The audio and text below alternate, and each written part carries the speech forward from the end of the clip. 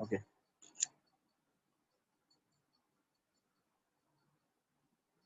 Thermocouple thermometer, it's a kind of thermometer which works on the principle of change in voltage due to change in temperature. Okay.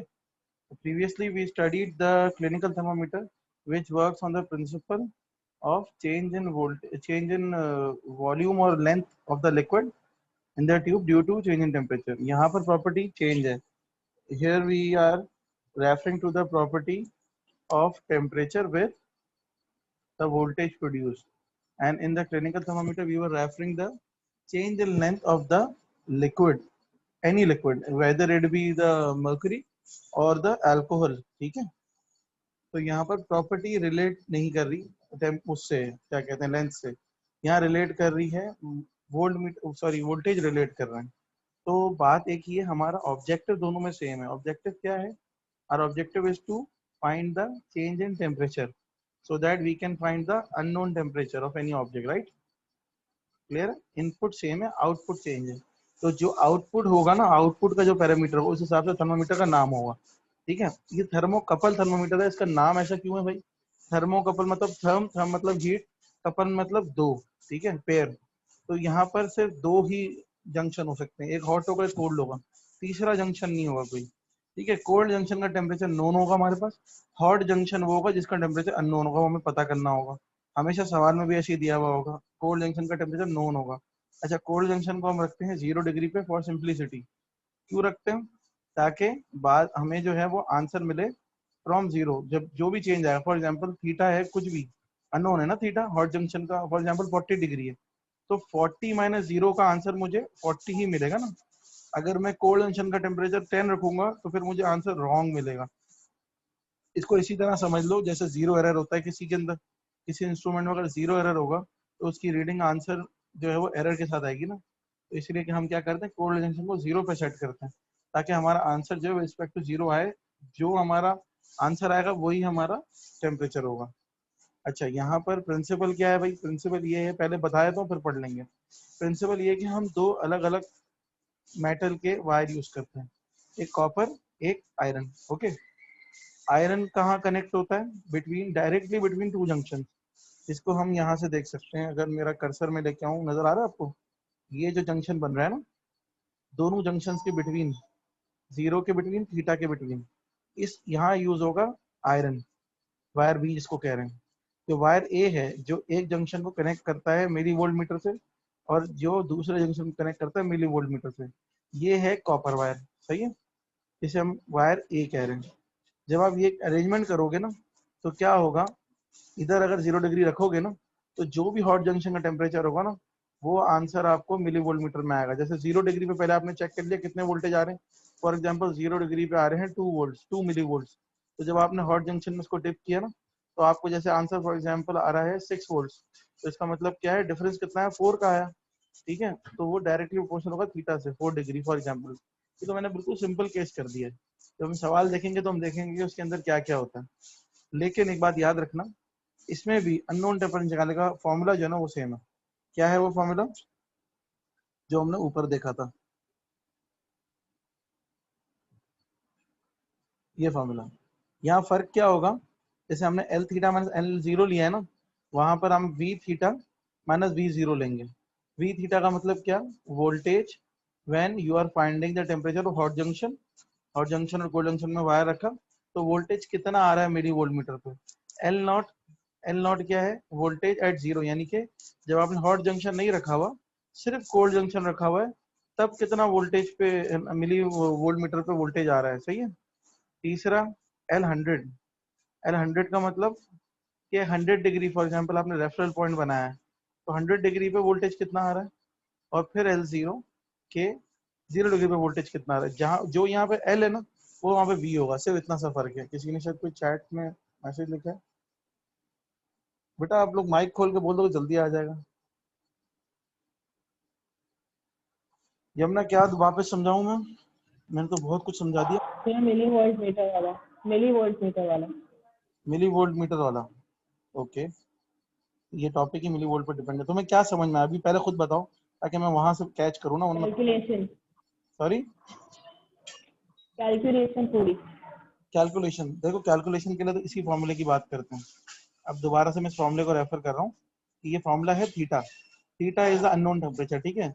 अब यहाँ पर thermocouple में theta कौन सा temperature होगा, जब आपने वायर को हॉट जंक्शन पर रखा हुआ है एक को, और एक को कोल्ड पर रखा हुआ है, तो हॉट जंक्शन का टेम्परेचर जो है वो अननोन है, तो इसलिए इसको थीटा कहते हैं, ठीक है।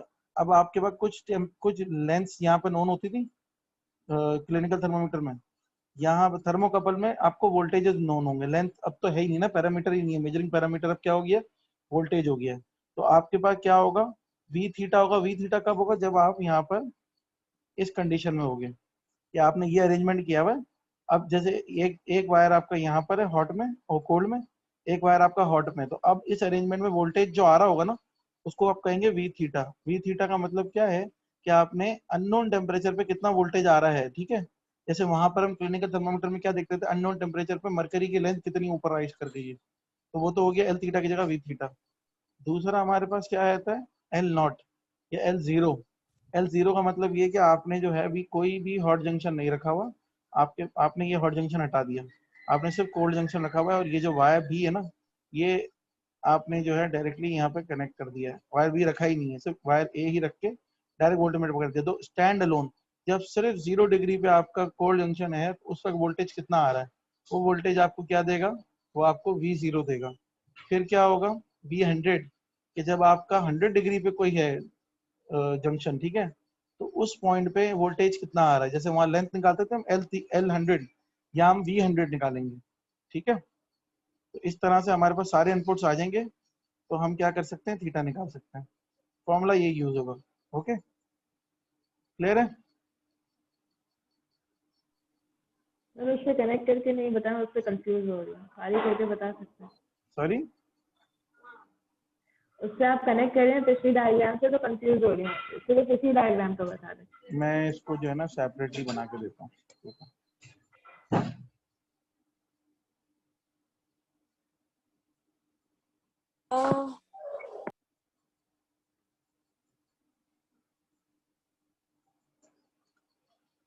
हम्म,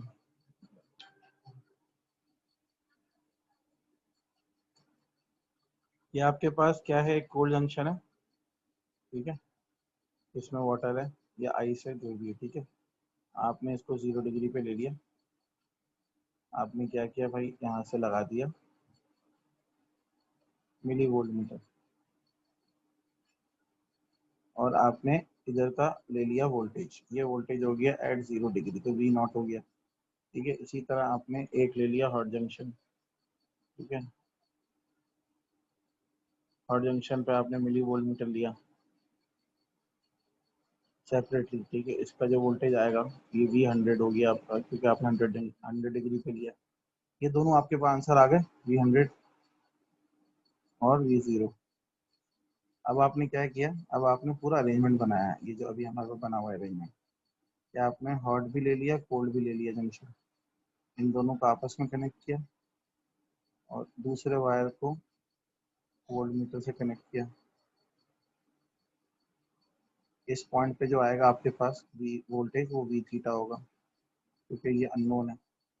अब आपके पास थीटा नहीं पता आपको, यहाँ पर आपने 0 डिग्री लिया फॉर सिंप्लिसिटी, और यहाँ पर अननोन टेम्परेचर, अब जाएगा वी थीटा आएगा, आपके पास वी थीटा भी आ गया, ठीक है। अब आप क्या करेंगे, theta equals to V theta minus V zero upon V hundred minus V zero into hundred, आपका थीटा आ जाएगा। सही है, क्लियर जी है। सर। अच्छा, ये सब गिवन होगा आपको, इतनी कैलकुलेशन करने की नीड नहीं होगी, सही है। बहुत रेयरली आता है इसका न्यूमेरिकल, तो ज़्यादातर इसी टाइप के जो है ना एमसीक्यूज या वो आते हैं, डिस्क्रिप्टिव क्वेश्चंस आते हैं, तो इसको फर्दर स्टडी करते हैं। A thermocouple thermometer consists of two wires of different metals. The ends of wires are joined together to form junctions. One junction is kept at steady low temperature and other one at high unknown temperature. Due to temperature difference of two junctions, an EMF, that is called electromotive force, is set up.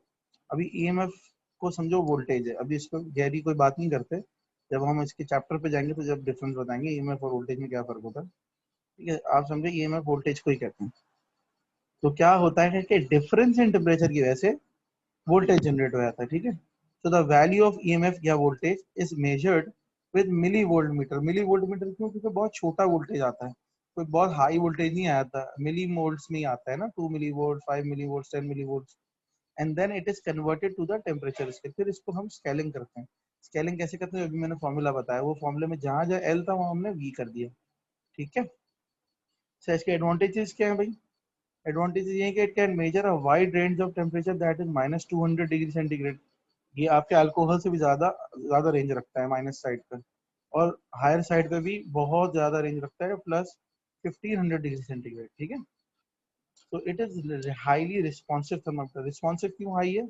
क्योंकि जब change in temperature होगा तो change in voltage होगा। Change in voltage बहुत फौरन से record कर सकते हैं वोल्टमीटर में। लेंथ रिकॉर्ड करने के लिए हमें नेकेड आई से देखना पड़ता है ना, हमें डिफरेंस फील होगा तो हम लेंथ को मेजर कर पाएंगे।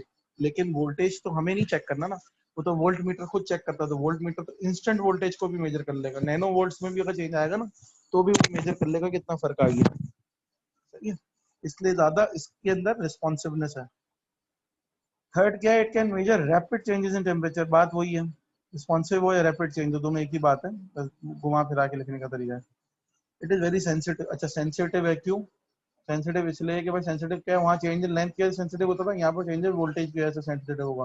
तो वोल्टेज जो है बहुत जल्दी जल्दी चेंज होते, ज्यादा चेंज होते हैं जगह टेम्परेचर ज्यादा चेंज होता है। तो इसलिए आपसे सेंसिटिव। ऐसा नहीं है कि आपका डिफरेंस ऑफ टेम्परेचर आए जा रहा है और वोल्टेज बढ़ ही नहीं रहा, ऐसा नहीं है। ये तो इसके बिल्कुल उल्टा है। जब वो पहली लाइन जो कह रही है तो यही तो कह रही है कि वाइड रेंज है। क्यों वाइड रेंज है? क्योंकि बहुत छोटा सा चेंज ऑफ टेम्परेचर भी ना रिकॉर्ड कर लेता है with the change in voltage. तो चेंज इन वोल्टेज अगर फॉरन फॉरन आ रहा है, इसका मतलब आपका टेम्परेचर जो थर्मामीटर है वो सेंसिटिव है। सेंसिटिव थर्मामीटर क्या होते हैं? जो फॉरन रजिस्टर करते हैं चेंज को। जो लेस सेंसिटिव होते हैं उनमें टाइम लगता है। इसीलिए हम कहते हैं ना कि हाईली सेंसिटिव थर्मामीटर यूज करेंगे तो जल्दी रिजल्ट आएगा। अगर हम लो सेंसिटिव यूज करेंगे तो बहुत देर इंतजार करना पड़ेगा हमें, ठीक है भाई। रिक्वायरमेंट के ऊपर है। यहाँ तक किसी का कोई सवाल? No sir. ओके, तो ये हमारा चैप्टर टेम्परेचर वाला तो खत्म हो गया। अब हमारा सर नेक्स्ट, अगर टेम्परेचर बहुत ही हाँ सर यस, सर अगर बहुत ही ज्यादा सेंसिटिव थर्मामीटर होगा तो सर वो तो रूम टेम्परेचर में भी बहुत जल्दी रीच करेगा सर। नहीं तो ऐसा लेना नहीं और है सर उसमें क्या ना, गारंटी कि एक्यूरेट ही टेम्परेचर आएगा? हमें हमें रैशनल चीज लेनी है ना। क्लिनिकल थर्मामीटर डिजाइन इसीलिए होते हैं कि जो है हम उसको लोगों के टेम्परेचर मेजर करें, रूम टेम्परेचर मेजर ना करें, ठीक है। और जरूरी बात यह है कि हम बनाते ऐसा है कि उसको आप फिजिकल टच करेंगे तो टेम्परेचर रिकॉर्ड होगा। अगर हम हवा में रख रहे हैं टेम्परेचर रिकॉर्ड हो तो वो क्लिनिकल थर्मामीटर नहीं होता। वो फिर वो होता है जो एटमॉस्फेरिक थर्मामीटर होते हैं ना, जो वेद क्लास के लिए यूज किए जाते हैं, वो वाले होते हैं। फिर हर किसी की टाइप अलग अलग होती है ना। अच्छा ईशा बेटा, ये तो अच्छा मजाक कर लिया तुमने कि थर्मोकपल वापस बता दें, तो मेरे तो 20 मिनट लग जाएंगे इसमें फिर से। आप रिकॉर्डिंग पहले सुन लो, फिर मसला हो तो मुझसे पूछ लेना, ठीक है। आप लेट आई हो यार, ओके मैं सर। रिपीट तो नहीं कर पाऊंगा ना। सर पास पेपर करें या नया शुरू कर दें? ये यार पहले थर्मल पूरा खत्म होगा फिर पास में, क्योंकि अभी तुम लोग शायद वो तो नहीं हो रहे ना, मिड टर्म अगर होंगे तो फिर मैं। हाँ सर हो जाएंगे। अगर हो गए तो सर ने बोला अगर बीच में ये होगा ना कि हल्का हाथ हो गया इनका, हम्म शक्ति कम हो गई तो हम्म। मिड टर्म ना पाएंगे ये लोग। तो मैं एक तो आध सर, क्लास ले लूंगा और करवा दूंगा। मैं आज की सर क्लास में तो स्टार्ट करा रहा हूँ टॉपिक, और मैं कंफर्म कर लूंगा सर से, तो हाँ नेक्स्ट क्लास से, वरना फिर हम अपने पास कुछ कर लेंगे, ठीक है। सर थोड़ा सा क्या हाथ आप क्या ही बोल रहे रखें हैं? सर। सर पास पेपर करवा लें सर। अरे मेरे भाई, इसमें पास में बनेंगे नहीं ना, एक टॉपिक है खाली, एक आध पार्ट ओके बनेगा, सर। फायदा। ओके। तो खामा में डिस्टर्ब होते रहोगे, हर पार्ट में बोलूंगा नहीं नहीं अभी आपने नहीं पढ़ा, ये आपने नहीं पढ़ा, समझ गए। ओके। चलो, transfer of thermal energy, thermal का, थर्मल फिजिक्स का दूसरा चैप्टर है। पहले हमने क्या पढ़ा? पहले हमने पढ़ा हीट एनर्जी क्या होती है, टेम्परेचर क्या होता है।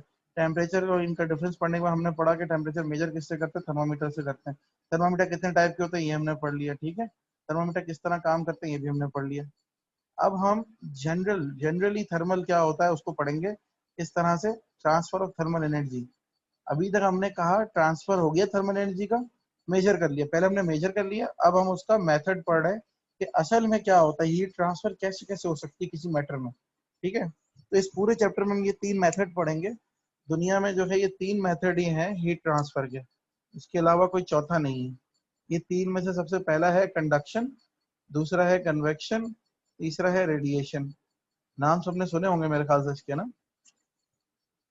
किसने नहीं सुना सर अभी तक नाम? कंडक्शन और रेडिएशन सुना हुआ है, कन्वेक्शन नहीं सुना हुआ। चलो कंडक्टर। जी सर मैंने सुना, सर मैंने सुना। यार तुम्हारा सर उस्मान मैंने बैकग्राउंड म्यूजिक बहुत आ रहा है, पीछे से हटो यार, कोई आइसोलेशन वाली जगह पे जाओ। There are 3 methods of heat transfer. Conduction, सबसे पहले हम कंडक्शन पे पढ़ते हैं। Conduction is the heat transfer of heat mainly through solids. When heat is supplied to one end of a solid, it molecule gain heat energy and vibrate vigorously. देखो ये क्या होता है, ये मेनली सॉलिड्स में होता है। सॉलिड्स में क्यों होती है कंडक्शन? क्योंकि ये जो मेथड है ना हीट ट्रांसफर का, ये है फिजिकल टच की वजह से, सही है, हवा से नहीं होती इसमें हीट ट्रांसफर। जैसे फॉर एग्जांपल आपके कोई वो है पैन है, उसके अंदर आप जो है वो कुछ पका रहे हैं, ठीक है, कोई खाना पका रहे हैं, और उसके अंदर आपने जो है वो मेटल का जो है वो रख दिया, चमचा रख दिया। अब आप पकाए जा रहे हैं पकाए जा रहे हैं, आपने छोड़ दिया उसको उसके अंदर ही।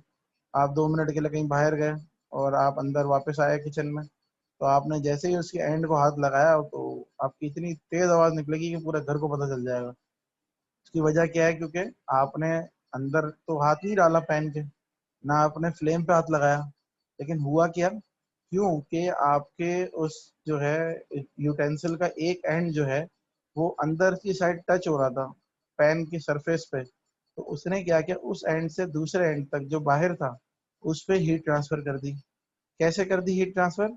Atom to atom, molecules to molecules, ठीक है, क्योंकि सॉलिड के अंदर एटम्स आपस में जुड़े हुए होते हैं, मीन पोजीशन पर जस्ट वाइब्रेट करते हैं। तो शुरू वाले एटम ने दूसरे को दी, दूसरे ने तीसरे को दी, और आते करते करते करते लास्ट एंड पे जो लेटेस्ट एंड है, जो फर्दर एंड है, जिस तरह आपने पकड़ा था उसको, उधर हीट आ गई तो आपका हाथ जल गया। तो इस तरह के मेथड को, हीट ट्रांसफर मेथड को कहते हैं हीट ट्रांसफर बाय कंडक्शन, जिसके अंदर basically atom to atom, molecule to molecule energy transfer होती है। ठीक है उस्मान, तुम्हारा कोई सवाल है? सर यस, नहीं समझ आया। गुड, दोबारा बता देते हैं, इसको कुछ बना के बताते हैं तो समझ में आएगा। चलें, यही तो मसला होता है ऑन कैंपस क्लास का। और सर ऑनलाइन में वैसे भी नहीं आ रहा है समझ। सॉरी, आप अपने घर पे रख लेना, हम लोग आपके घर पे आ जाते हैं। सही बात ऑनलाइन में वैसे भी समझ नहीं आ रहा है कुछ। है ना।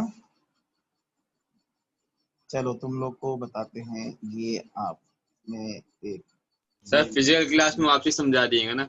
हाँ सही बात है, ये पतीली ले लिया आपने भाई, और आपने जो है आज इस पे कढ़ाई बना ली है, ठीक है, इसमें आपने बहुत सारा सामान डाल दिया है, और यहाँ से आपने जो है चमचा चलाने की कोशिश की है, नाकाम। ठीक है भाई, मेरी ड्राइंग इतनी अच्छी नहीं है, ये सिर्फ मैं सर्किट्स अच्छे बनाता हूँ।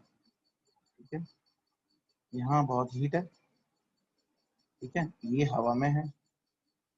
आप जब यहाँ इसको रखोगे इतनी देर तक और यहाँ से पकड़ोगे, जब यहाँ कोई वुडन, अब तो खैर वुड आती है ना, इंसुलेशन आती है, यहाँ कुछ नहीं है, अगर तो आपने यहाँ पकड़ा तो आपके जो हाथ हैं वो जल जाएंगे, आपका जो चेहरा है उससे आपके बाल खड़े हो जाएंगे, क्योंकि आपका हाथ जल जाएगा। होल्ड कीजिएगा, ये फोन डिस्टर्ब करो, कॉल करके बोलो, एक मिनट भाई, मुझे 2 मिनट दीजिएगा, मैं कॉल उठा लूँ, मुझे जरूरी है। आप क्या बनाए समझ कुछ नहीं आ रहा। पता नहीं, एक पतीला है उसके अंदर पता नहीं लॉलीपॉप डाली है, लॉलीपॉप के बाद क्या पतीले बना के है? अंदर चमचा है, वो उसको हाथ में पकड़ा हुआ है और उसके आगे वो है। हाथ भी होना नहीं क्या लग रही है, लॉलीपॉप लग रही है, वो डंडा होता है ना हलीम चलाने के लिए, वो लग रहा है। और पता नहीं कौन सा वुडन है या स्टील है? स्टील है स्टील असल का, में, वुड और मेटल का। स्टील बना हुआ है। पता नहीं कौन सी डायग्राम है।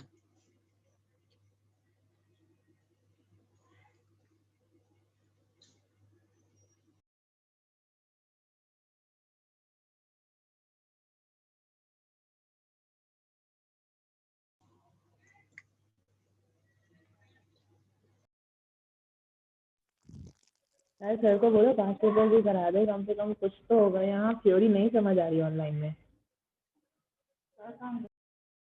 सर को यही तो बोला मैंने, कोई भी मिस और सर ऐसे ही पढ़ा रहे हैं।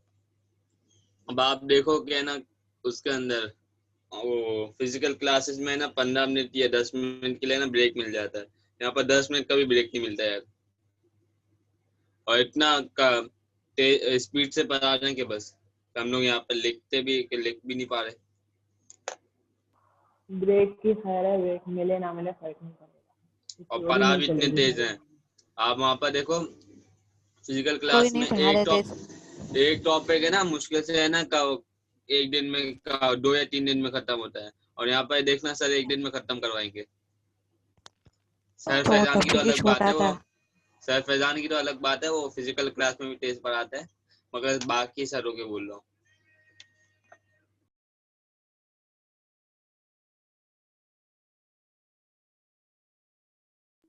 जब आज सर आए तो उनको बोलना पास्ट पेपर्स का। वैसे तो इंग्लिश की क्लास में मिस आती है, आधे घंटे लेते हैं, और ऑनलाइन में आ जाती है 10 मिनट पहले आ जाती है। हुज़ैफा किसी हाल तो फिर खुश इतना नहीं है, पता स्पीड नहीं से इतने पढ़ाती है। नाखुश रहता है तुमको। हाँ मुजफ्फर, इंग्लिश की मिस के सामने बोला करना तू कि आधा घंटा लेट क्यों बोलता आते हो हूँ आप। नहीं ना, मैंने मिस के हाँ सामने बोलता बोला हूँ। ना मिस आप बहुत ज्यादा तेज पढ़ा रही है ये। एक तो वैसे ही मिस को तुझ पे गुस्सा हो, तू गुस्सा दिलाने वाली हरकतें कर रहा है। क्यों गुस्सा आ रहा है? क्यों हाँ भैया है ना, क्यों? एक जगह इंसान बन के तमीज से पढ़ ले। यार मजा नहीं आता तफरी के बगैर। फिजिकल नहीं है, फिजिकल में तफरी दोस्तों के साथ हो जाती है, ऑनलाइन में तफरी किसके साथ करें? बेटा रिकॉर्ड हो रहा है, चुपचाप बैठ जाओ।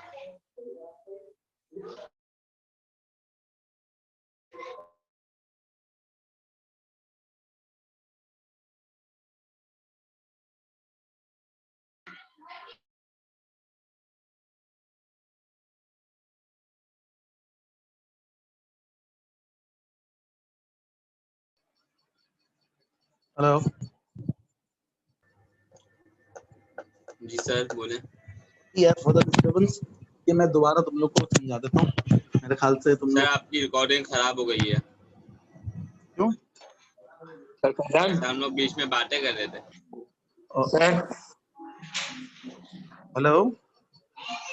सर हाँ हाँ बोलो।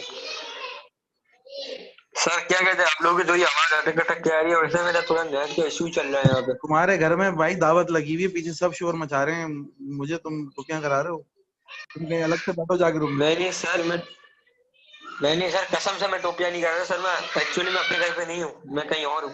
हाँ चलो तुम देख लो यार, मैं अभी क्लास तो नहीं छोड़ सकता ना। ठीक है, अभी जब तक चल रही है तो आपकी इंटरव्यू। बात सही है, मगर सर नहीं क्लास छोड़ने की नहीं सही जरूरत। ड्राइंग दूसरी वापस बात बना ये दे। है। जो जाएगा मैं उसका अटेंडेंस कैंसिल कर दूंगा। ठीक है।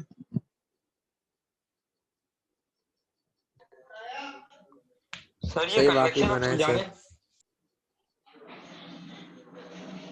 अच्छा जी, हम बात कर रहे थे कि सर भाई ये कन्वेक्शन समझा रहे। बेटा मैं कंडक्शन समझा रहा हूँ, सुन लोगे तो समझ में आएगा, ऐसे बातें करते रहोगे तो नहीं समझ में आएगा ना। ठीक है क्या भाई? देखो दोबारा से मैं बताता हूँ, ये आपके पास जो है एक पिंग पैन है, इसके अंदर आप कुछ पका रहे हैं, कुछ बना रहे हैं, कुछ भी, कोई पानी भी गर्म कर रहे हैं, फॉर एग्जाम्पल कुछ भी कर रहे हैं। क्या हो रहा है, यहाँ से हीट आ रही है, बर्नर आपने लगा दिया जो कि हीट दे रहा है। सही है। इसके अंदर जब गर्म है ये पैन के अंदर का जो भी सामान है, इसमें आपने इसके अंदर जो है वो एक जो है ये यूटेंसिल लगाया, स्टिर कर रहे हैं आप उसमें। क्या हो रहा है, यहाँ पर जो मॉलिक्यूल्स होंगे ये इसमें जाएगी हीट, ये सारे मॉलिक्यूल्स काइनेटिक एनर्जी गेन करेंगे और ये हीट अपनी नेबरिंग मॉलिक्यूल्स को करेंगे। करते करते करते करते करते ये अपने फार एंड तक। बेटा ये माइक म्यूट कर लो उस्मान। ठीक है, तो ये लास्ट में सारे मॉलिक्यूल्स को हीट जाएगी, और जब कभी यहाँ पर कोई शख्स टच करेगा इस पर्टिकुलर एरिया में, बिल्कुल कॉर्नर्स पे, तो क्या होगा, उसको हीट फील होगी। क्यों हीट फील होगी? उसका हाथ यहाँ तो नहीं है जहाँ पे अंदर हीट है, ये तो हवा है, पूरी एयर है यहाँ पे। तो लेकिन क्या है बीच में मेटल आ रहा है, और मेटल में आपको पता है मेटल जो है सॉलिड है, सॉलिड के अंदर क्या होता है मॉलिक्यूल्स साथ साथ अटैच हुए हुए होते हैं, तो जो एक एंड पे हीट आ रही है वो आगे ट्रांसफर होगी, ठीक है, थोड़ा टाइम लेगी लेकिन ट्रांसफर जरूर होगी। तो transfer of heat through physical touch, ठीक है, और थ्रू मॉलिक्यूल्स बाय मॉलिक्यूल्स, ठीक है, या through solids is called transfer of heat bye conduction. Sir एक मिनट अभी बोलो सब, यहाँ पर कोई एक्सप्लेनेशन में कोई मसला, सवाल बाद में पूछना, एक्सप्लेनेशन में कोई मसला हुआ भी किसी को कि नहीं हुआ है? पहले मुझे ये बताओ। सही बीच में टच करेंगे तो नहीं होगा कुछ, बिल्कुल होगा यार, चम्मच को बीच मैं से तो पकड़ेंगे तो। मैक्सिमम जगह का बता रहा हूँ ना कि बिल्कुल दूर में तो बंदा सोचता है ना कि चलो ये तो दूर है, तो बीच में तो ज्यादा होगा। अच्छा ठीक है, अब बताइए किसी को इसमें कोई एक्सप्लेनेशन में कोई इशू नहीं सर, कोई मसला नहीं। नहीं है? ईशा, ईशा है भी है, चली गई? ईशा है, ईशा जवाब दो बेटा।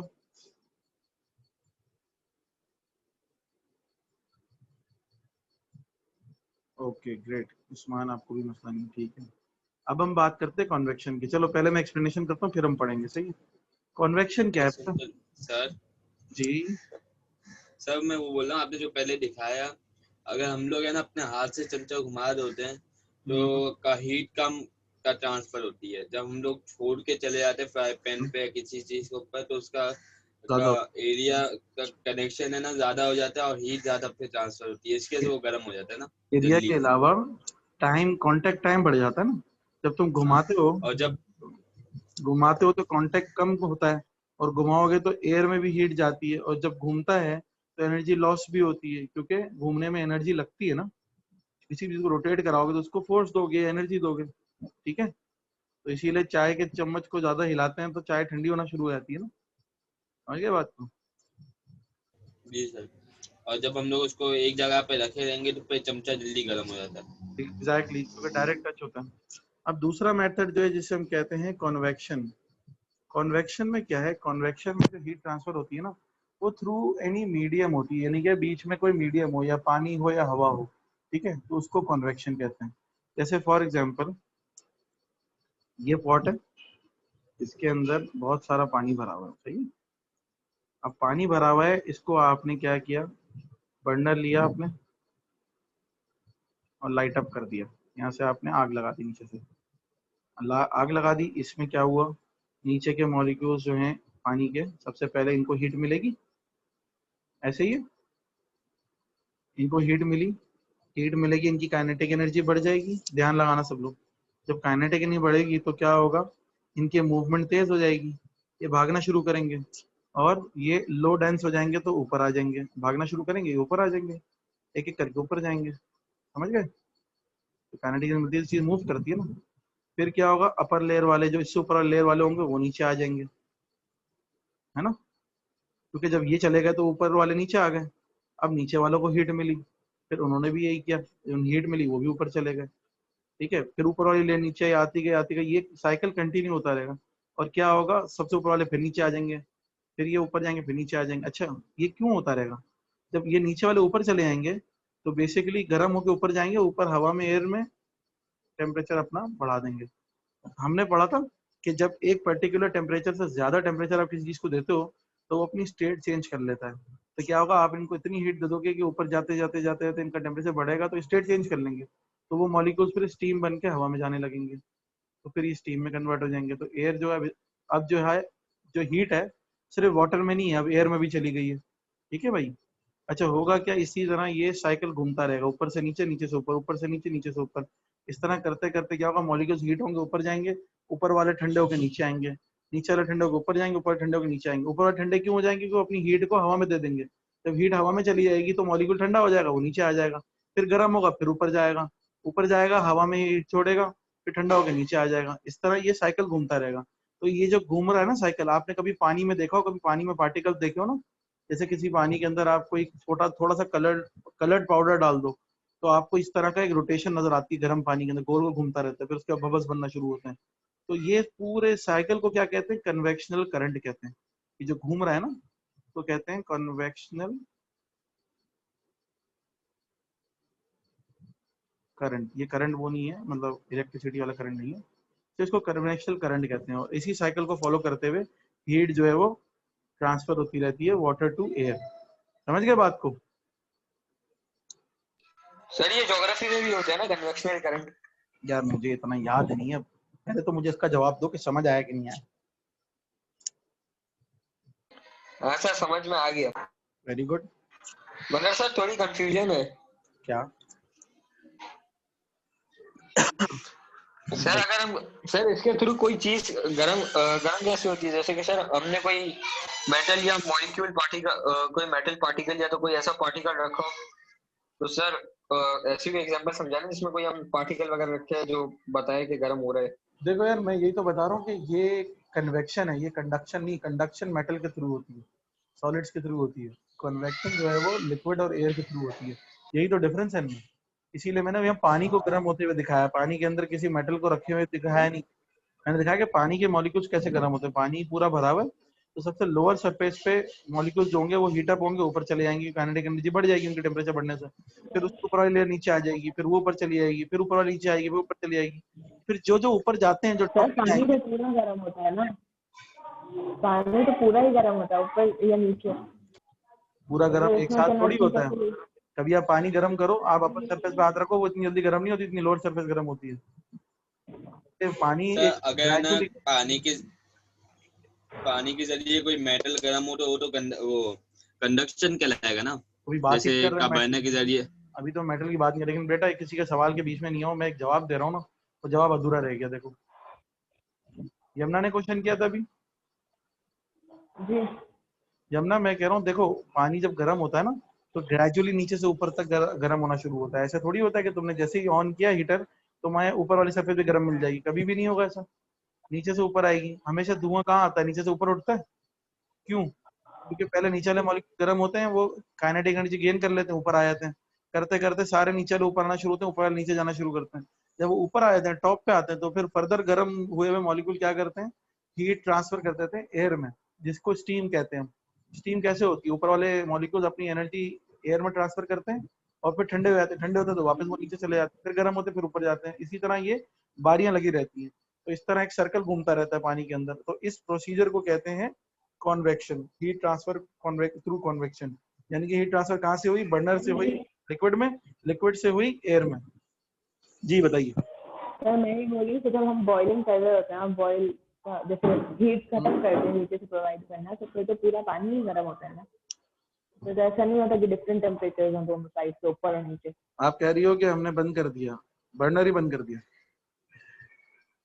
जी बर्नर बंद करते हैं तो तब बॉइलिंग पॉइंट पे ही होता है ना वाटर, बर्नर तो तब तो ऊपर और कंडीशन पे नीचे है ही दोनों नहीं ना अभी। साइड का टेम्परेचर इक्वल होता है। अभी तो हम पहले ये समझ लें कि बर्नर जल रहा है तो क्या होता है। तुमने जो सिचुएशन लाई हो ये तो डिफरेंट सिचुएशन है ना। पहले तुम इस पे तो एग्री करो कि जब बर्नर जल रहा है तो क्या होता है। हम तो अभी उसको स्टडी कर रहे हैं। जब बर्नर बंद होगा तो इसका रिवर्स होगा। अच्छा अभी तो मैं ये कह रहा हूँ ना, मैं हीट दे रहा हूँ, बर्नर बंद हुआ तो मैंने हीट छोड़ दी ना देना। अब तो मुझे वापस हीट मिलेगी सिस्टम से। समझ गई? ओके। बाकी किसी को कोई क्वेश्चन इस पे? किसी का कोई क्वेश्चन है? 1 मिनट रह गया तो मैं दोबारा सेशन स्टार्ट कर लेता हूँ। ओके।